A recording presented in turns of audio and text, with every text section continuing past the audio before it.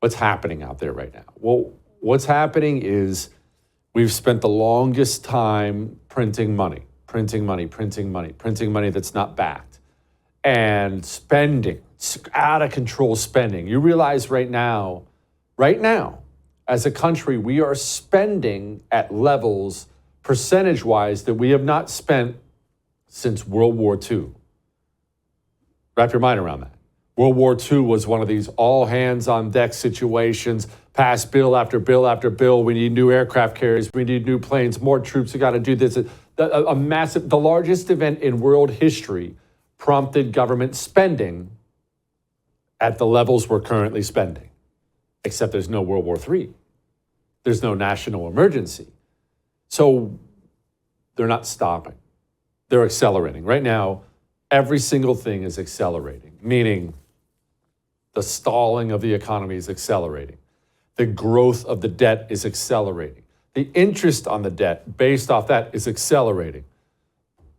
Inflation is accelerating. I was hesitant to even say it because you already know it. We don't have to go economic numbers. Well, I mean, the Wall Street Journal says today, you know this. Everyone knows this. When you live today, you buy anything, you can see what's happening out there.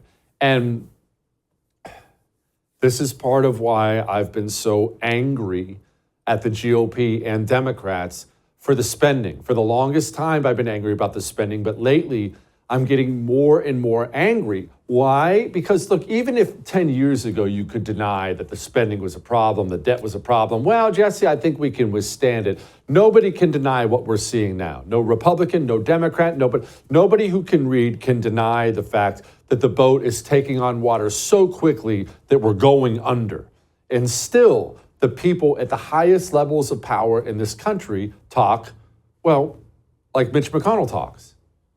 Is $60 billion enough money for Ukraine to push back Russia decisively? Well, we hope so. It's actually only 0.2% of our gross domestic product. So put in that context, it's not a whole lot of money for us. Not a whole lot of money. It's just 0.2%. It's just $60 billion. Why are you whining? These people, they don't care. They know all the numbers. They have all the numbers I have. You and I, we don't have special access to these numbers that they don't have access to. Mitch McConnell knows everything about the debt, the interest rates, inflation, and they just don't give a crap. We found out today from the AARP, 25% of people 50 and older believe they will never retire. They simply can't afford it. The American dream for Americans, it's not being destroyed in the future. You know, it's not troubles that are coming. They're happening now. Right now, wealth is disappearing. Small businesses disappearing. The middle class disappearing. Old people getting crushed. People on fixed incomes getting crushed. You can't avoid inflation. No one can escape it. I can't, you can't, nobody can. The spending, the printing has brought us here, and no one's stopping. No one's even slowing down. It's bad. It's really, really bad. And the problem with bad economies and bad economic situations when it's debt and interest and inflation is bad almost always leads to more bad. It really, really snowballs terribly. And actually, that's what we're going to talk to Carol Roth about. So let's talk to her. So joining me now, the wonderful Carol Roth, author of many books, but her latest is particularly on the nose for where we're at today, titled You Will Own Nothing, highly recommended. Okay, Carol, the GDP, we wanted it to grow 2.4. It didn't do that. It grew 1.6. When you're talking about a $20 trillion economy, that tiny little eighth of a percentage point is kind of a really big deal. What are we looking at today?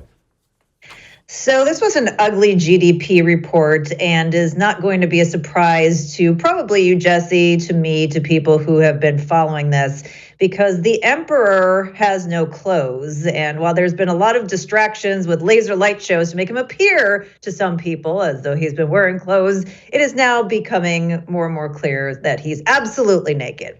So we saw some pretty paltry growth, 1.6%, as you said.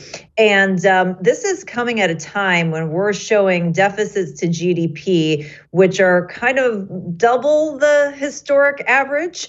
So that means that we're getting less bang for our buck as the government continues to spend. They're not able to turn that into any growth. Surprise, surprise! The government, isn't a good steward of capital and not productive with money, and it would be better in the hands of the private sector. Again, many of us knew that. At the same time, one of the things in this report was what was going on with prices. So you might expect, as the economy is beginning to slow, that maybe some of that inflation would be slowing down as well to match it. But no, of course not. Because as we know, everybody has been doing the wrong thing, including the government, in that respect. So we saw that prices, the price component of this report, started to accelerate again. That also beat expectations in the wrong way. So that means that we're seeing increasing inflation, which again, many of us knew. So when you have an economy that is stagnating and you have an inflation that is increasing, you get something that we've talked about before, which is called stagflation, which is sort of the buffet of the worst options kind of left over for you.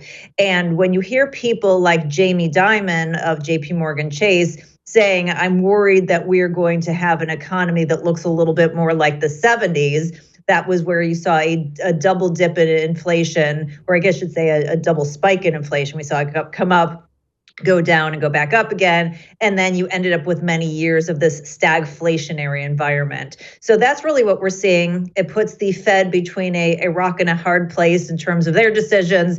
But at the end of the day, this is all the government's fault. And until they get their act together, which is going to be never, we're in for a stagnating economy and more inflation. Okay, so since neither of us are going to hold our breath until the government gets its act together, where does this take us? Because this may be similar to the 70s, but there is something way, way different than the 70s, and that's our debt to GDP ratio, Yeah. Carol. I know it was bad in the 70s. Today, it's suicidal. That is drastically different today than it was 50 years ago. That component of it, the interest rates, the debt to GDPs, the servicing of the debt, how does that hurt us more? So when we're looking at what the Fed might do and the decisions that they're thinking about making, I would argue that they should cut rates. But the normal thinking, because I, of course, am not a normal thinker, although I'm usually right about these things, the normal thinking is, they're going to cut interest rates and that is going to stoke inflation. And that's something they don't want to do. They don't want to be on the hook for that higher inflation that they told us wasn't coming and was transitory and all of that good stuff, even though they don't have the right tools to fix that, and the government's completely moving in the opposite direction and working against that. So if they're seeing inflation go up, now the market's starting to ask itself, well, could they hike interest rates? And that's where it really puts us in a potential world of hurt, because we've seen the projections. Bank of America a few weeks ago projected that by the end of the year, if there was no changes to spending and there was no changes to Fed interest rates, by the end of the year, we'd be at a run rate of $1.6 trillion in terms of the interest we're paying on our debt. It would be the biggest line item in the budget, bigger than Social Security, Medicare, all of those other things. So we'd be spending the most on paying for the debt for the things that we've already bought. Now, if the Fed were to increase interest rates, then that would add to that amount. And then that becomes, in my opinion, even more inflationary as well, because that means that we have even bigger deficits that we need to finance.